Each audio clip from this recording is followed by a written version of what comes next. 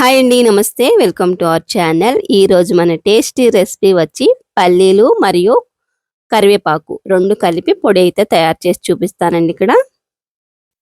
ఈ పొడి వేడి వేడి అన్నంలో కొద్దిగా పొడి వేసుకొని, నెయ్యి వేసుకొని తింటే చాలా బాగుంటుందండి. అన్ని రకాల కూరల్ని పక్కన పెట్టేసి పొడితో అయితే తినేస్తామన్నమాట. అంత కమ్మగా ఉంటుంది.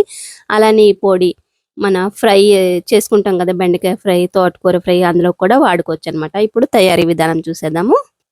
ఇక్కడ అర కేజీ పల్లీలు అయితే తీసుకొని బాగా సిమ్ లో పెట్టుకొని వేయించుకున్నాను అనమాట. కొంచెం టైం పడుతుంది కానీ హైలో అయితే పెట్టద్దు, సిమ్ లో పెట్టి వేయించుకోవాలి. ఎందుకంటే లోపల వరకు వేగాలన్నమాట, లేదంటే పచ్చి పచ్చిగా ఉంటుంది పొడి.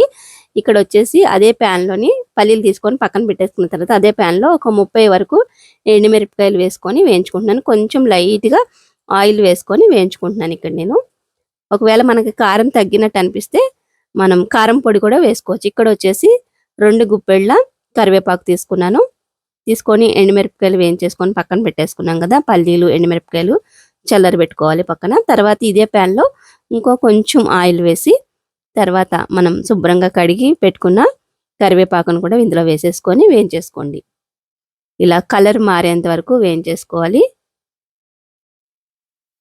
వేయించేసుకొని పక్కన పెట్టుకొని ఇప్పుడు ఇదే ప్యాన్ లో 1 స్పూన్ వరకు ధనియాలు, 1/2 టీ స్పూన్ జీలకర్ర కూడా వేసుకున్నాను.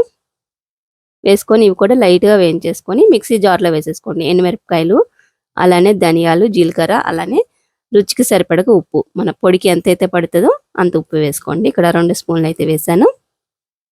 ఇవి మిక్సీ పట్టేసుకోండి.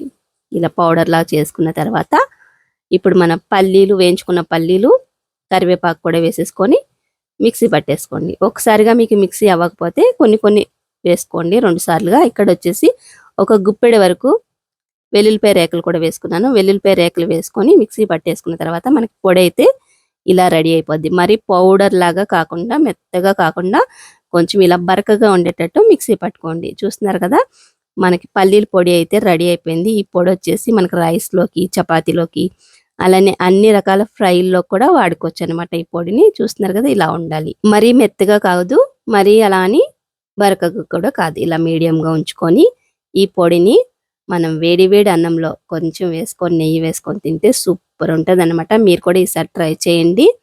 అలానే ఒకవేళ కారం కానీ ఉప్పు కానీ తగ్గితే మళ్ళీ మనం మిక్సీ పట్టుకున్నప్పుడు వేసుకోవచ్చు అనమాట.